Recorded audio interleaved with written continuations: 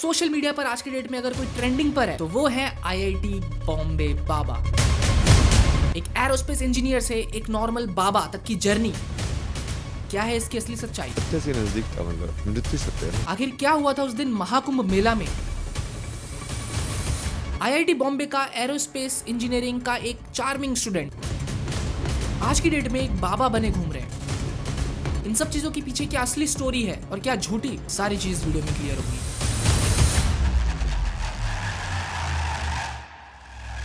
अक्सर लोग कहते हैं कि पढ़ाई लिखाई छोड़ देगा तो बाबा बन के घूमना पड़ेगा, लेकिन क्या हूं मैं तुम्हें ये बताऊं कि कोई आईआईटी बॉम्बे से एरोस्पेस इंजीनियरिंग का डिग्री लेकर के आज की डेट में बाबा बन के घूम रहे हैं and popularly he is known as IIT Baba. आज की डेट में तुम लोग ने कहीं ना कहीं सोशल मीडिया पर इस चेहरे को देखा ही होगा, जहाँ पर ये अपना नाम अभय सिंह बताते हैं और कहा जाता है कि इन्होंने आईआईटी बॉम्बे से एरोस्पेस इंजीनियरिंग करा है एंड उसके बाद ये बाबा बने हैं। पर क्यों, क्या ये एक रियल स्टोरी है? सारी चीजें इस वीडियो में पता लगेंगी, सो इस वीडियो को एंड तक देखना। ये स्टोरी है आईआईटी बॉम्बे बाबा की, यानी अभय सिंह की, जो कि आईआईटी बॉम्बे के स्टूडेंट थे, जो कि अपनी लाइफ में एक बिग शिफ्ट लाते हैं और अपने स्पिरिचुअल जर्नी का रास्ता पकड़ते हैं। हाँ, ये स्टोरी रियल है और इस स्टोरी में इतना इंस्पिरेशन है जो कि तुम्हारा माइंड ब्लो कर देगा। अब ये जो डिसीजन उन्होंने अपनी लाइफ में लिया था वो किसी भी रेगुलर आईआईटी स्टूडेंट के लिए बहुत बोल्ड था। आप सोच रहे होंगे आईआईटी बॉम्बे जैसे प्रेस्टिजियस इंस्टीट्यूशन में पढ़ाई करना और फिर सब कुछ छोड़ के स्पिरिचुअल लाइफ अपनाना, ये कितना रिस्की डिसीजन हो सकता है, right? Starting from the initial, Abhay का जन्म हुआ था 21 जून 1994 इन उत्तर प्रदेश। मतलब वो अभी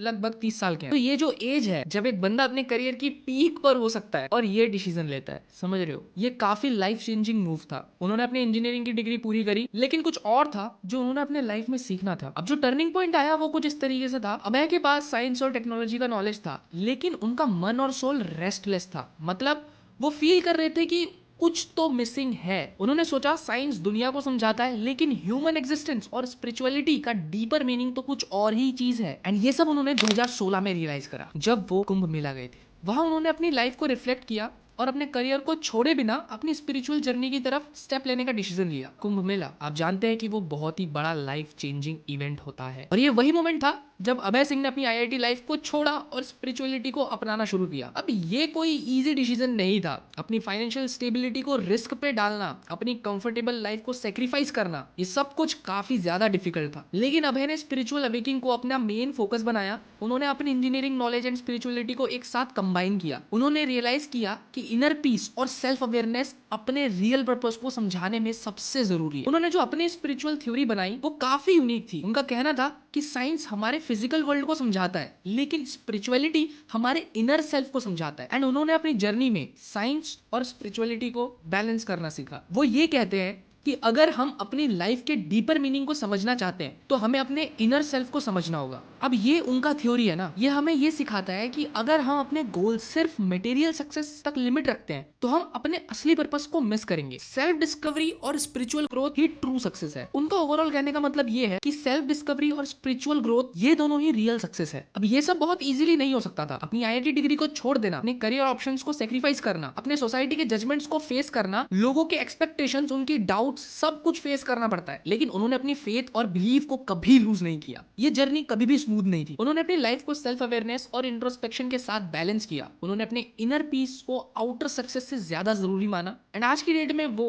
एज अ बाबा दिख रहे हैं, जिनको लोग आईआईटी बाबा या आईआईटी बॉम्बे बाबा के नाम से जानते हैं। अगर तुम उनकी कोई सी भी वीडियो उठा करके देखते तो तुम्हें कुछ भी नॉर्मल नहीं लगेगा। जब मैंने उनकी वीडियोस को थोड़ा सा ऑब्जर्व करा तो मुझे कुछ ऐसा दिखा कि जब वो अपने वीडियो में कुछ बोलते हैं तो ऐसा लगता है कि वो किसी एक एंटिटी के साथ बात कर रहे हैं कहीं और देख करके, और वो उसकी तरफ देख करके हंस रहे हैं और उस चीज को फील कर रहे हैं, उस एनर्जी को। एंड उनकी बातें भी आउट ऑफ माइंड होती है। लाइक कोई एक नॉर्मल बाबा ऐसी बातें नहीं करता जो कि ये करते हैं। जैसे एक वीडियो में उन्होंने ये कहा कि जो तुम एक नदी को देखते हो तुम्हें क्या दिखता है? उसमें से पानी बह रहा है। तो मैं उस नदी को इस तरीके से देखता हूँ कि पानी स्थिर है, लेकिन उसके अंदर जो फ्लो है वो एनर्जी का फ्लो है। एंड जब मैंने इस चीज को 2 से 3 बार सुना तो मुझे उसकी डीपनेस समझ में आई।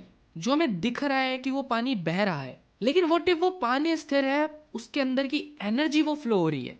एंड ऐसी बहुत सारे वीडियोस हैं उनके सोशल मीडिया पर। अगर तुम थोड़ा सा समझने की कोशिश करोगे तो तुम्हें वो बहुत ही आउट ऑफ द माइंड लगेंगी। ऐसा क्यों? क्योंकि वो स्पिरिचुअलिटी को और साइंस को साथ में बैलेंस करके चीजों को ऑब्जर्व करते हैं और वो हम लोग को समझाना चाह रहे हैं। इस स्टोरी को काफ़ी लोग अलग अलग तरीके से लेंगे, पर जब मुझे इस कहानी के बारे में पता लगा और मैंने सोचा कि एक इंसान जो कि अपने कंफर्टेबल और सिक्योर लाइफ को छोड़ा अपनी स्पिरिचुअलिटी को अपनाने के लिए, हमारे अंदर भी एक जर्नी होती है जो अपने आप को समझाने से शुरू होती है। कभी कभी हमें अपनी लाइफ की पर्पस को समझने के लिए अपने कंफर्ट जोन को छोड़ना पड़ता है, लेकिन मुझे अभी भी लगता है कि इस इंसान के अंदर एक बहुत बड़ा मिस्ट्री है जो कि अभी तक इन्होंने रिवील नहीं किया है। क्योंकि अगर तुम सोचो, आईआईटी बॉम्बे से एक बाबा तक की जर्नी, कुछ तो ऐसा हुआ होगा ना, पर वो क्या चीज़ है अभी तक किसी को नहीं पता। अगर अच्छी लगी हो वीडियो तो लाइक ज़रूर से करना, एंड अगर चैनल पे नए हो please do subscribe. Thank you so much for watching. मिलते हैं नेक्स्ट वाली वीडियो में, तब तक के लिए बाय बाय।